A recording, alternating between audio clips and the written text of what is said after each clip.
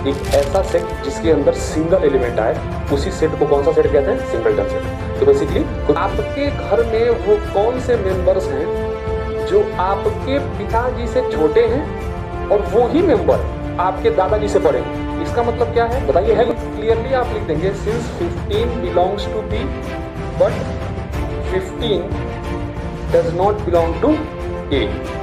आप सभी प्यारे बच्चों को नमस्ते, जय हिंद। पिछली क्लास में हमने 1.2 का इंट्रोडक्शन देखा था, जिसमें आप लोगों ने एम्प्टी सेट, आप लोगों ने सिंगलटन सेट, उसके बाद फिर फाइनाइट और इन्फिनिट सेट और इक्वल और इक्विवेलेंट सेट्स का कॉन्सेप्ट देखा था। आज की क्लास में हम लोग एक्सरसाइज 1.2 का सॉल्यूशन लेके आ रहे हैं। तो चलिए स्टार्ट करते हैं सॉल्यूशन ऑफ एक्सरसाइज 1.2। चलिए, तो फर्स्ट क्वेश्चन क्या कह रहा है? First question is saying which of the following are examples of null set. Null set, तो याद करिए पिछले क्लास में आपने शुरुआत ही इसी टॉपिक से किया था। इसको हम लोग एम्प्टी सेट भी कहते हैं। क्या कहते हैं बेटा? एम्प्टी सेट कहते हैं। इसी को हम लोग वॉइड सेट कहते हैं, वॉइड सेट, है ना। और इसी को क्या कहते हैं? Null set. They all are synonymous, है ना। ये सभी वर्ड क्या है? सिनोनिमस हैं, सबका मीनिंग सेम है। एम्प्टी सेट कह लीजिए, वॉइड सेट कह लीजिए, नल सेट, सबका यही मतलब है, a set containing no element at all is called null set, void set, empty set. ठीक है। अच्छा, कैसे डिनोट करते थे? याद करो, कैसे डिनोट करते थे इसको? फाई से डिनोट करते थे, या फिर रोस्टर फॉर्म में ऐसे ब्रेसेस बना के अंदर कुछ नहीं लिखते थे। ये सब एम्प्टी सेट होता था। अब आपको देखना है कि ये जो सेट्स दे रखे हैं, जैसे ये दिया है पहला set of odd numbers divisible by 2, बताइए इसमें कोई एलिमेंट आएगा कि नहीं आएगा? भाई यही तो डिफाइन करेगा ना कि सेट एम्प्टी है कि नहीं। आप देखो कि उसके अंदर कोई एलिमेंट है कि नहीं है, आप देख पाओगे। तो क्या कह रहा है? कह रहा है कि सेट बनाना है किसका? Odd numbers divisible by 2। तो भैया अगर नंबर 2 से डिविजिबल हो ही जाएगा तो वो ऑड क्यों रहेगा भाई, है ना। यानी कि 2 से जब वो कट ही जाएगा तब तो वो इवन हो जाएगा ना, फिर ऑड रहा ही क्यों? यानी कि अगर ऐसे ऑड नंबर खोजने हो जो 2 से डिविजिबल हो, तो क्या ऐसे ऑड नंबर्स हैं जो 2 से डिविजिबल हैं? आप कहेंगे नहीं सर, ऑड नंबर डिविजिबल होते ही नहीं है 2 से। तो बताइए कौन सा नंबर इस सेट में रख दूं मैं? रख पाओगे किसी नंबर को इस सेट में? भाई वो ऑड भी होना चाहिए और डिविजिबल बाय 2 भी होना चाहिए। आप कहेंगे ऐसा तो कोई नंबर नहीं है। तो आप लिखेंगे क्या? लिखेंगे क्या कि सिंस, देखो आंसर में से लिखना बेटा, है ना। आंसर में से लिखना है। क्या लिखना है? आप लिखेंगे since there is no odd numbers, since there is no odd number divisible by 2, divisible by 2। भैया ऐसा कोई नंबर नहीं है जो ऑड होने के साथ साथ 2 से क्या हो? डिविजिबल भी हो। इसी लिखेंगे हेंस दिस सेट, है ना, this set is an empty set. ठीक है, एन एम्प्टी सेट। ये बात याद रखिएगा, एन की जगह दी लिखिए, क्योंकि एम्प्टी सेट वो फिर मैं बताऊंगा आगे चल के। ठीक है। और आगे चल के क्या बताना है सुन लीजिए। जैसे क्या होता है ना, एम्प्टी सेट्स आप सेट बिल्डर फॉर्म में कितने भी तरीके से लिख दीजिए, वर्ड्स में कितने भी तरीके से लिख दीजिए, लेकिन उसका रोस्टर फॉर्म एक ही होता है, ये, है ना। तो बेसिकली वो यूनिक है, तो दी लगाते हैं उसके लिए। ठीक है, आइए देखते हैं सेकंड नंबर पे क्या कह रहा है। Set of even prime numbers. Even prime, अच्छा प्राइम समझते हैं आप? प्राइम एक ऐसा पॉजिटिव इंटीजर जिसके सिर्फ 2 ही फैक्टर हो, 1 इन इटसेल्फ, वो प्राइम होता है। ठीक बात है। अब प्राइम नंबर होने के साथ साथ इवन भी हो, तो आप ऐसा जानते हो कि हाँ सर ऐसा तो एक नंबर है, और वो नंबर कौन होता है? भाई दुनिया का इकलौता प्राइम नंबर कौन है? इकलौता प्राइम जो इवन है, इकलौता प्राइम जो इवन है वो है 2। तो आप कहेंगे हाँ इसमें एक नंबर है। तो अगर इस सेट को हमको रोस्टर फॉर्म में लिखना होगा तो आप कैसे लिखेंगे? तो आप लिखेंगे क्या कि इन रोस्टर फॉर्म, इस सेट को अगर मुझे रोस्टर फॉर्म में लिखना रहे तो मैं लिखूंगा क्या? भैया सेट बनाया, उसके अंदर एक एलिमेंट लिख दिया 2। तो इनफैक्ट ये जो बात रही एम्प्टी सेट की, तो भैया ये एम्प्टी सेट तो नहीं है ना। और इनफैक्ट ये क्या हो गया? इनफैक्ट ये सेट क्या होगा? तो आप कहेंगे in fact this set is singleton set. Concept याद करिए, मैंने आपको सिंगलटन सेट बताया था। और सिंगलटन सेट क्या होता है? तो आप कहेंगे कि एक ऐसा एक ऐसा सेट जिसके अंदर सिंगल एलिमेंट आए, उसी सेट को कौन सा सेट कहते हैं? Singleton set. तो बेसिकली कोई पूछे कि क्या ये एम्प्टी सेट है, आप कहेंगे नो सर, है ना, it is not an empty set. Third number पे क्या कह रहा है कि the set of all those x such that x is a natural number. आगे सुनिएगा, बड़ा इंटरेस्टिंग सा, x is less than 5 and x is greater than 7। अच्छा, इस सवाल को करने से पहले मैं आपको ना एक सवाल पूछता हूं आपसे, आप बताना, आपके घर में वो कौन से मेंबर्स हैं जो आपके पिताजी से छोटे हैं और वो ही मेंबर आपके दादाजी से बड़े हैं? बताइए, है कोई ऐसा नंबर जो आपके, बताइए, जो आपके पिताजी से छोटा भी हो उम्र में और आपके दादाजी से बड़ा भी हो? उसी तरीके का कुछ यहां पे है, देखिए क्या कह रहा है, उन सारे एक्स का सेट जो एक्स हैं एक नेचुरल नंबर। यहां तक तो ठीक है कि भैया हमको इस सेट में नेचुरल नंबर रखने हैं। सुनिएगा सर, सुनिएगा सर, कह रहा है कि x 5 से कम होना चाहिए, x इज लेस देन 5। अच्छा ठीक है, 5 से कम नेचुरल नंबर हम जानते हैं भैया, 5 से कम नेचुरल नंबर तो जानते हैं हम लोग, 1 2 3 4। एंड और इसके साथ साथ ये भी होना चाहिए कि वही x ग्रेटर देन 7 हो। अच्छा, यहां पे अगर और वर्ड रहता, और कि भैया या तो 5 से छोटा रहे वो नंबर या तो 7 से बड़ा रहे, तब उसमें हो जाता कि या वाला केस है तो आप 1 2 3 4 रखते और फिर 8 से आगे तक रखने लग जाते।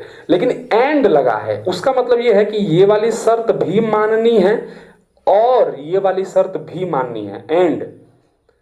इसका क्या मतलब है? कोई ऐसा नेचुरल नंबर ढूंढ पाओगे जो 5 से छोटा भी रहे और 7 से बड़ा भी रहे?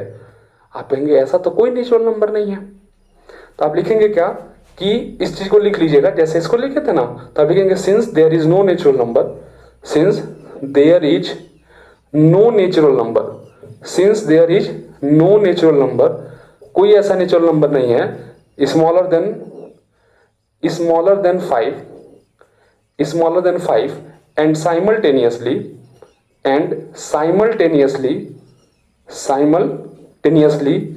greater than 7, simultaneously greater than 7, ऐसा कोई नंबर नहीं है। आप लिखेंगे हेंस, आगे की लाइन आप लिख लीजिएगा, hence it is an empty set या it is the empty set. ठीक है, इसको लिख लीजिएगा। नेक्स्ट देखिए क्या कह रहा है, कह रहा है the set of all those wise such that y is a point common to any two parallel lines। अब आपने कभी ना कभी पैरेलल लाइन तो सुना होगा। क्या होते हैं पैरेलल लाइन, आप बताएंगे क्या होते हैं पैरेलल लाइन? तो देखिए, आपने सुना होगा कि the lines which do not meet even after extending on both side, है ना, even on extending infinitely on both side, ऐसा पढ़ा होगा। लेकिन मैं चाहूंगा कि आप ये पैरेलल लाइंस की डिफिनेशन ऐसे याद रखें क्या, कि two lines having perpendicular distance between them equal at all places या इक्वल एट ऑल पॉइंट्स, ऐसा याद रखिए। यानी कि ऐसी दो लाइंस जिनके बीच की परपेंडिकुलर डिस्टेंस, ये सीधा डिस्टेंस यहां भी उतना ही रहे, यहां भी उतना ही रहे। ऐसा ना हो कि ऐसे एक लाइन जा रही है, ऐसे लाइन जा रही है, इस पॉइंट पे तो इनके बीच की दूरी इतनी है, इतनी, और इस पॉइंट पे आके दूरी कम होगी, ऐसा ना हो यार, है ना, पैरेलल लाइंस। तो ये पैरेलल लाइंस होंगी, ये बात याद रखिएगा। और आप मुझे बताइए कि अगर लाइंस पैरेलल हैं, अगर लाइंस क्या हैं, पैरेलल हैं, तो क्या उनके बीच में एक कॉमन पॉइंट होगा, हाँ या ना बताएंगे? भाई जब मिल ही जाएंगे तो फिर पैरेललिज्म। अच्छा, इसके ना दो एस्पेक्ट हैं, इस सवाल के दो एस्पेक्ट हैं।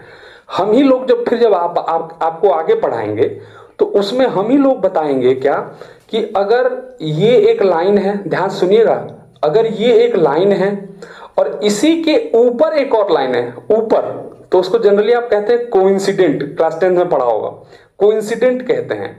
लेकिन अगर मान के चलो, ध्यान से समझना, अगर यही लाइन L1 है और यही लाइन L2 है, मतलब इसी के ऊपर एक दूसरी लाइन है L2, है ना, और अब मैं पूछूं कि बताओ इस पॉइंट पे L1 और L2 के बीच क्या दूरी है, तो आप कहेंगे 0। इस पॉइंट पे L1 और L2 के बीच में क्या दूरी दी है, तो आप कहेंगे 0, और इस पॉइंट पे L1 L2 के बीच की दूरी 0। तो यार हर पॉइंट पे L1 और L2 के बीच की दूरी सेम तो रह रही है, 0 तो रह रही है ना। तो आप कहेंगे हाँ जी सर, इसका मतलब क्या ये पैरेललिज्म की डिफिनेशन में फिट बैठ गया। आप कहेंगे हाँ, ये पैरेललिज्म की भी डिफिनेशन फॉलो करता है, ये बात का ध्यान रखिएगा। जैसे आपने शायद कभी पढ़ा हो कि आप कहते हो ना कि ऑल रेक्टेंगल्स आर पैरेललोग्राम, है ना, all rectangles are parallelogram but all parallelograms need not to be rectangle, ऐसा पढ़ा है। तो वैसे ही याद रखिएगा, ये जो कोइंसिडेंट लाइंस होती हैं वो पैरेललिज्म के भी कंडीशन को फॉलो करती हैं, इस बात का ध्यान रखिएगा। लेकिन फिलहाल के लिए पैरेलल लाइन का हम ट्रू सेंस ये ले रहे हैं, ठीक है। मैंने आपको दोनों एस्पेक्ट बता दिए, फिलहाल के लिए पैरेलल लाइन का हम लोग ये सेंस ले रहे हैं, ध्यान समझिएगा। तो आप मुझे बताइए, क्या कभी पैरेलल लाइंस के बीच में पॉइंट कॉमन होंगे? आप कहेंगे नहीं, पैरेलल लाइन के बीच में कोई कॉमन पॉइंट नहीं होते। तो आप कहेंगे कि अगर सेट में कॉमन पॉइंट्स का सेट बनाना था तो आप कहेंगे ये तो एक एम्प्टी सेट हो जाएगा। क्यों? क्योंकि फिलहाल इस सिनेरियो में, ऐसे केसेस में पैरेलल लाइंस के बीच में कोई भी कॉमन पॉइंट नहीं होता है, ठीक है। चलिए नेक्स्ट क्वेश्चन पे चलते हैं। आइए, क्वेश्चन नंबर सेकंड क्या कह रहा है? Question number second is saying which of the following sets are finite और इन्फिनिट। अब equal sets, finite set, infinite set, equivalent set सब डिस्कस हुआ था।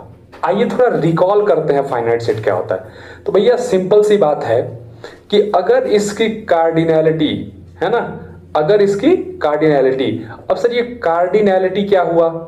कार्डिनैलिटी तो सिंपल सी बात है, नंबर ऑफ एलिमेंट्स, है ना, नंबर ऑफ एलिमेंट्स की बात कर लेते हैं, या इसी को कहते हैं ऑर्डर ऑफ सेट, है ना, किसी भी सेट।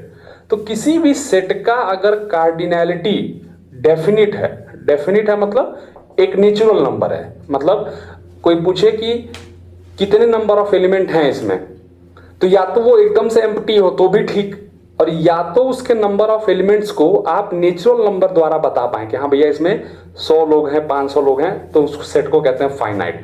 और अगर इसके नंबर ऑफ एलिमेंट्स इनडेफिनिट हैं, अगर किसी भी सेट में नंबर ऑफ एलिमेंट्स क्या है? इनडेफिनिट है, अनिश्चित है, इनडेफिनिट है, तो आप कहेंगे ऐसे सेट को इन्फिनिट सेट कहेंगे, ठीक है। आइए अब आपको बताना है कि इनमें से कौन से इन्फिनिट है, कौन से फाइनाइट है। बताइए, the set of months of the year. तो भैया किसी भी साल महीने कितने आएंगे ये निश्चित है। अरे वे 12 ही महीने होते हैं ना, तो आप इसको कहेंगे कि भैया इसकी तो कार्डिनैलिटी 12 है, इस सेट में कितने लोग आएंगे? 12 लोग। और अगर आप किसी सेट की कार्डिनैलिटी बाय नेचुरल नंबर बता पा रहे हैं तो आप कहेंगे yes this set is a finite set, ये एक फाइनाइट सेट होगा, ठीक बात है। अब देखिए यहां पे सेट बनाए इन लोगों ने 1 2 3 पैटर्न समझा दिया कि भैया सक्सेसर इसके आते जाएंगे, एंड सो ऑन लगा दिया और छोड़ दिया, आगे जाने दिया, जाने दिया, जाने दिया, जाते ही रह रहा है, कोई कहीं खत्म नहीं हो रहा है एग्जैक्टली ये। तो आप कहेंगे ऐसे सेट तो कौन से होते हैं? इन्फिनिट सेट होते हैं, मैंने आपको स्टार्टिंग में भी बताया था, ठीक है, इन्फिनिट सेट हो जाएगा। यहां देखेंगे इस सेट की खासियत क्या, जा तो ऐसे ही रहा है लेकिन बीच में कुछ दूर एंड सो ऑन गया है और फिर इन्होंने 99 और 100 पे खत्म कर दिया है। यहां पे कोई डॉट डॉट डॉट नहीं है, एंड सो ऑन कहीं नहीं है यहां पे।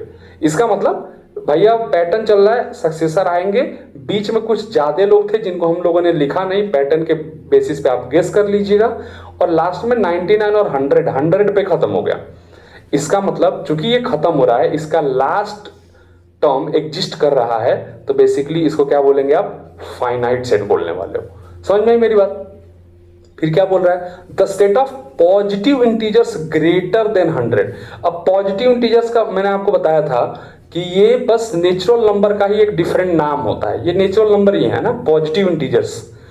और कह रहा है ग्रेटर देन 100। अच्छा ग्रेटर बोल रहा है ना, 100 से बड़ा, तो 100 से बड़ा कितने नेचुरल नंबर है? कोई गिनती है यार इसकी? 100, 101, 100, ग्रेटर देन 100 बोला था, तो 101, 102, 103 ऐसे एंड सो ऑन चलते जाएंगे, खत्म होगा कभी नेचुरल नंबर की लिस्ट? कभी नहीं खत्म होगी। तो बताइए, आप स्वयं बताइए कि इसको फाइनाइट कहना चाहिए या इन्फिनिट? तो आप कहेंगे सर इन्फिनिट कहना चाहिए। ठीक बात है, क्लियर हो गया। उसके बाद क्या कह रहा है, this set of prime number less than 99, 99 से कम, लेस प्राइम नंबर्स का सेट। तो प्राइम नंबर तो वैसे ही बहुत कम है यार, बहुत कम का मतलब है इन्फिनिट, लेकिन गिने चुने से ना, मतलब ऐसे गैप दे देके, तुम जानते हो यार प्राइम नंबर्स। एक चीज याद रखना, 1 to 100 कितने प्राइम्स हैं, 1 to 100 कितने प्राइम्स हैं, तो आप कहेंगे 25 प्राइम्स हैं, 25। अच्छा, कोई बोले 1 to 50 कितने प्राइम्स हैं, कितने प्राइम्स हैं, तो याद रखना 15 प्राइम्स हैं जो 1 से 50 के बीच में हैं। और कोई बोले ऑब्वियसली अगर 1 से 100 पूरे 25 हैं, 1 to 50 15 हैं, तो अगर कोई पूछे 50 to 100 how many primes are there, तो आप कहेंगे sir ji number of primes between 50 to 100 is 10, 15 10 25 हो जाता है मिला के। ठीक है, तो बताओ set of prime number less than 99, तो 99 से कम कितने प्राइम हैं, इसकी कोई गिनती है कि नहीं है? अरे सर गिनती है, 25 तो है श्योरली। इसका मतलब ये सेट कैसा हो गया, फाइनाइट सेट, याद रखिएगा। Now let's move to the next question. आइए एक और क्वेश्चन फाइनाइट और इनफिनिट सेट्स पे करते हैं। क्या लिखा है, state whether each of the following set is finite और इनफिनिट। आपको बताना है ये जो सारे सेट दे रखे हैं वो फाइनाइट होंगे कि इनफिनिट होंगे। क्या लिखा हुआ है, पहला, this set of lines which are parallel to the X axis. भैया एक्स एक्सिस के पैरेलल कितनी लाइंस जाएंगी जरा बताना। हॉरिजॉन्टल लाइंस, एक्स एक्सिस के पैरेलल का मतलब हॉरिजॉन्टल लाइन। तो चलिए हमारो प्यारो एक्स एक्सिस, ठीक है, ये हो गया एक्स एक्सिस, ये वाला एक्स एक्सिस हो गया। अब बताओ इसके पैरेलल कितनी लाइंस जा सकती हैं। बनाना हो अगर मान के चलो 1 line, 2 line, 3 line, 4 line, 5 line, 6 line, जितना बना सकते हो बनाओ। तो क्या लगता है ये सेट ऑफ लाइंस जो एक्स एक्सिस के पैरेलल हैं ये इनफिनिट होना चाहिए कि फाइनाइट होना चाहिए? आप कहेंगे इनफिनिट होना चाहिए। क्यों इनफिनिट होना चाहिए? क्योंकि ऐसी बहुत सारी लाइंस हैं जो बनाई जा सकती है, infinitely many lines are there. ठीक बात है। कह रहा है this set of letters in the English alphabet. अगर इस सेट को आपको लिखना रहे तो कैसे लिखोगे भैया? इंग्लिश अल्फाबेट में कौन कौन आते हैं? A B C and so on, ऐसे ही आता है। लेकिन क्या ये एंड सो ऑन चलता जाता है, खत्म नहीं होता?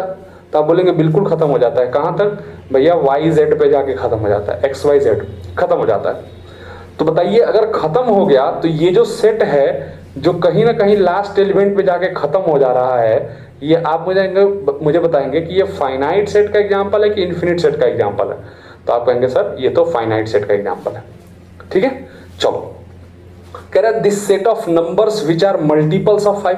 अच्छा, मल्टीपल्स ऑफ 5 का मतलब 5 में नेचुरल नंबर का मल्टीप्लाई करके आए। बताओ ऐसे कितने नंबर्स हैं जो नेचुरल नंबर में 5 का मल्टीप्लाई करके आते रहते हैं? जैसे 1 into 5 5, 2 into 5 10, है ना, 3 into 5 15। ऐसा करके बताओ कितने नंबर ऐसे बन सकते हैं? अगर बनाना रहे 5 के मल्टीपल्स कितने ऐसे बन पाएंगे? आप कहें सर ये तो मल्टीप्लाई करते जाइए, बनता जाएगा बनता जाएगा, खत्म होगा क्या? कभी लास्ट टर्म एग्जिस्ट करेगा क्या इसका? भैया 5 में मल्टीप्लाई करते जाओ, नेचुरल नंबर कहते जाएंगे।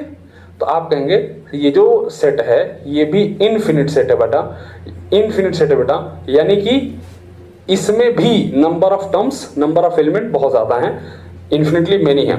The set of animals living on the earth. याद करिए अगर आपने मेरी पिछली क्लास देखी हो तो उसमें आपको समझ में आया होगा कि ये जो सारे एनिमल्स जो धरती पे जी रह रहे हैं, इनका जो कलेक्शन होगा, इनका जो सेट होगा, उसको आप फाइनाइट में ही काउंट करोगे। ऐसा नहीं हो सकता कि असंख्य प्राणी रह रहे हैं, ऐसा नहीं है भाई। धरती का साइज निश्चित है, व्यक्तियों का भी साइज, प्राणियों का भी साइज निश्चित है। ऐसे कैसे हो सकता है कि इन्फिनिटली लोग रह रहे हैं? This set of circles passing through origin. अब अगेन ओरिजिन माने क्या हो गया भैया? तो एक्स एक्सिस और वाई एक्सिस का मिलान वाला पॉइंट है ना, इंटरसेक्टिंग पॉइंट। आप मुझे बताएंगे कितने सर्कल ऐसे हैं जो ओरिजिन से पास हो सकते हैं? पास कराना है, बस पास कराना ओरिजिन से। लीजिए एक सर्कल थोड़ा अच्छे से बना लेना यार, दूसरा सर्कल, तीसरा सर्कल, चौथा सर्कल, सब देखो सब ओरिजिन से जा रहे हैं, ओरिजिन से पास कर रहे हैं। इधर भी बना सकते हो तुम, इस साइड है ना, इस साइड तुम ऊपर की साइड बना सकते हो, कहीं भी बना लो, है ना, कहीं बना सकते हो। बताओ कितने सर्कल जाएंगे ओरिजिन से? पॉसिबिलिटी है कितनी? तो आप कह रहे सर इतना तो बहुत हो सकता है। यानी ये भी एक इन्फिनिट सेट का एग्जांपल है, आपको याद रखना है, इन्फिनिट सेट का एग्जांपल है। ठीक बात है, चलिए याद रखिएगा।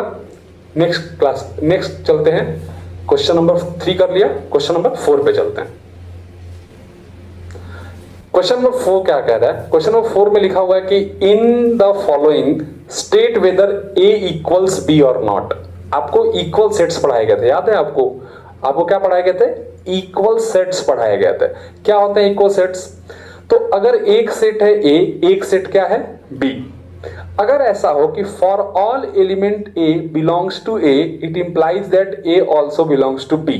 यानी कि अगर सेट ए के सारे एलिमेंट सेट बी में भी हैं, एंड लगा के ध्यान रखना है क्या कि भैया फॉर ऑल, क्या लिखेंगे? For all element belongs to B, it implies that B also belongs to A, capital A. ठीक है, यानी कि अगर कोई एलिमेंट सेट बी में आए तो वो एलिमेंट ए में भी आए, और ये अगर दोनों काम हो रहा है, माने ए सेट के एलिमेंट बी में भी आ रहे हैं और बी सेट के एलिमेंट ए में भी आ रहे हैं, तो इन दोनों केसेस में आप कहते हो कि ए बराबर बी होगा। दोनों केसेस मतलब दोनों को मिला के ये और ये दोनों होना चाहिए, तब आप कहते हो ए इक्वल्स बी।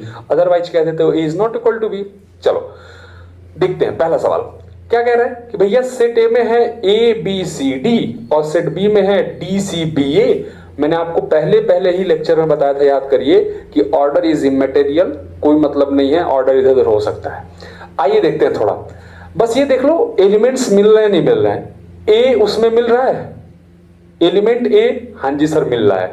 एलिमेंट बी, हाँ जी सर मिल रहा है। एलिमेंट सी बिल्कुल, एलिमेंट डी बिल्कुल मिल रहा है, कोई दिक्कत वाली, यानी कि ए के सारे एलिमेंट बी में है। अच्छा, बी के सारे ए में है कि नहीं है? डी मिल रहा है, सी मिल रहा है, बी और ए ये दोनों भी हैं, यानी क्लियरली कि all the elements of A are in B and all the elements of B are in A, hence a equals b। इस बात को आप लिखिएगा कि since all the elements of set A are in set B and all the elements of set B are in set A, hence a equals b, ऐसा लिखिएगा। ठीक है, अब आते हैं नेक्स्ट। A में क्या है? 4 8 12 16। इसमें क्या है? 8 4 16 18। थोड़ा सा पढ़ने में ही अंतर समझ में आ गया होगा। देखो 4 इसमें है, चलो ठीक है, एक टिक लगा लिया। 8 इसमें है, चलो एक टिक लगा लिया। 12 देखिए इसमें कहीं नहीं है, और किसी भी एक एलिमेंट का ना होना, इसमें होना और उसमें ना होना, बस इक्वलिटी ब्रेक हो गई वहीं पे, एक भी के साथ अगर ऐसी दिक्कत है तो। और रीजन में भी ऐसे दे दीजिएगा कि since 12 belongs to set A, ये जो एलिमेंट 12 है it belongs to set A, but ये 12 कहीं बी में दिखाई नहीं दे रहा यार। इसका क्लियर मतलब है कि A इक्वल्स नहीं है B के, ये बात याद रखेंगे, नॉट इक्वल है। ठीक है, क्या कह रहा है भैया? इसमें 2 4 6 8 10 है और इसमें x is a positive even integer and less than or equal to 10। अच्छा, पॉजिटिव इवन इंटीजर में कौन कौन आ जाएगा बताना? पॉजिटिव इवन इंटीजर में कौन कौन आ जाएगा?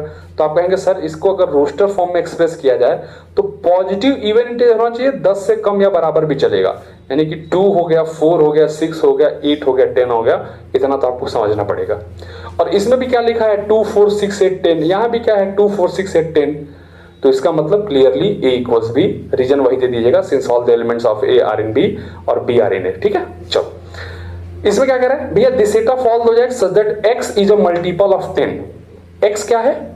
10 का मल्टीपल है, 10 का मल्टीपल। और इसमें क्या है भैया? 10 15 20 25। भैया 15 कहां मल्टीपल होता है 10 का यार? 25 कहां होता है यार? इसका मतलब क्या है कि क्लियरली आप लिख देंगे since 15 belongs to B but 15 does not belong to A। भैया इसमें सिर्फ 10 के मल्टीपल्स हैं, B में 15 भी है, 15 आएगा नहीं कभी A में, इसका मतलब clearly A is not equal to B। इस चीज का आप ध्यान रखेंगे। ठीक है, आइए नेक्स्ट क्वेश्चन पे चलते हैं। आइए क्वेश्चन नंबर 5 की तरफ पढ़ते हैं। कह रहा है कि are the following pair of sets equal. वही बात जो अभी आप पिछले क्वेश्चन में किए, इक्वालिटी ऑफ सेट्स देखना है। कह रहे गिव रीजन, इस बार ये भी ऐड ऑन है थोड़ा सा, गिव रीजन, कारण बताइए। ठीक है, कारण में वही बता देंगे यार कि इसके सारे एलिमेंट उसमें हैं, इसमें नहीं है, वगैरह वगैरह। चलो इसमें क्लियरली दिख रहा है 2 और 3 है, रोस्टर फॉर्म में, कोई दिक्कत वाली बात ही नहीं है। इसमें देखो क्या कह रहा है? The set of all those x such that x is a solution of this equation. इस इक्वेशन का सॉल्यूशन है x। तो सबसे पहले इस इक्वेशन को ही सॉल्व कर लेते हैं, उसी से सेट बनेगा। क्या बोल रहा है? x² + 5x + 6 एक ब्रैकेट में हो जाने वाला है x+2, दूसरे में हो जाने वाला है x+3 इक्वल्स 0। यहां से x की दो वैल्यू जाएंगी, एक -2 आ रहा है, एक -3 आ रहा है, दो वैल्यू जा रही है। ये तो कर लोगे तुम। चलो अब एक बात बताओ, b को अगर मुझे रोस्टर फॉर्म में लिखना रहे तो मैं क्या लिखूंगा? एक लिखूंगा -2 वाला एलिमेंट और एक लिखूंगा -3। इसमें कौन है 2 और 3? क्या ये दोनों सेट्स इक्वल हैं? तुम बताओ देख के। कहोगे नहीं ये तो गड़बड़ हो गया। गड़बड़ क्यों हो रहा है? क्योंकि भाई 2a में है लेकिन 2b में नहीं है। क्यों नहीं है? b में तो -2 है ना, 2 कहां है? बस एक रीजन दे दो काफी है, आप कह देंगे भैया a is not equal to b, बात खत्म। बराबर नहीं है, दोनों बराबर नहीं है। नीचे देखिए क्या कह रहा है, set a equals the set of all those x such that x is a letter in the word follow. Follow में कौन कौन से लेटर इस्तेमाल हुआ है बताना जरा। रोस्टर फॉर्म में f इस्तेमाल हुआ है, ठीक बात है। o इस्तेमाल हुआ है, ये भी सही है। l 2 बार हम लिखेंगे, एक ही बार, तुम जानते हो repetition is not allowed. o again लिख चुके हैं। w लिख लो, कोई दिक्कत वाली बात नहीं है। फिर इसमें देखिएगा b में क्या कह रहा है, the set of all those y such that y is a letter in the word wolf. अच्छा, वोल्फ में लेटर कौन कौन से इस्तेमाल हुए हैं बताना जरा। w ठीक बात है, o ये भी सही है, l ये भी सही है और f ये भी सही है, कोई दिक्कत वाली बात नहीं है। डिस्टिंक्ट एलिमेंट्स हैं इसमें। अब बताओ इक्वालिटी देखनी है। चलो f इसमें है, हाँ, o इसमें है, जी, l हाँ जी, w ठीक है, इसका मिलाओ। w इसमें है बिल्कुल, o इसमें है बिल्कुल, l इसमें है हाँ, f इसमें है हाँ। यानी कि इस वाले सेट के सारे एलिमेंट इसमें आ रहे हैं और इस वाले सेट के सारे एलिमेंट इसमें आ रहे हैं, यानी कि दोनों सेट्स क्या हुए? बिल्कुल इक्वल हुए। आप क्या लिखेंगे इसके रीजन में? भाई रीजन में क्या लिखेंगे? आप लिखेंगे पहले तो a इक्वल्स b, पहले तो ये लिखेंगे है ना। और रीजन में क्या लिखेंगे? आप लिखेंगे since all the elements of a, all the elements, elements का मतलब यहाँ पे लेटर हो जाएगा, all the elements of set a are in B and also all the elements, है ना बेटा, all the elements of set b are in a। ठीक है, इस वजह से हम कह रहे हैं कि a होगा किसके बराबर? b के बराबर। ठीक है, नोट कर लीजिए। नेक्स्ट क्वेश्चन पे चलते हैं। आइए बढ़ते हैं लास्ट क्वेश्चन की तरफ ऑफ दिस एक्सरसाइज। और ये क्या कह रहा है कि from the sets given, set दे रखे हैं फिलहाल, कह रहे हैं कि सिलेक्ट इक्वल सेट्स, कौन कौन से बराबर हैं उनको सेलेक्ट कीजिए। अब इसमें क्या करना पड़ेगा ना, आपको सारे सेट्स का सारे से कंपैरिजन करना पड़ेगा, सबसे कंपैरिजन करना पड़ेगा कौन किसके इक्वल है। आइए देखते हैं। और अच्छी बात यह है कि सारे के सारे रोस्टर फॉर्म में दिए हैं, आपको बहुत ज्यादा दिक्कत वाली बात भी नहीं होगी। अच्छा, इसमें देखिए कौन है 2 4 8 12। और कोई देखिए सेट जिसमें 2 4 8 12 हो, इसमें नहीं है 2 4 8 12, 4 8 12 है लेकिन 2 नहीं है इसमें, है ना, 2 नहीं है तो इक्वल तो नहीं हुआ। इसमें क्या है 1 2 3 4 है, 1 2 3 4 है, इसमें नहीं, इसमें भी नहीं है।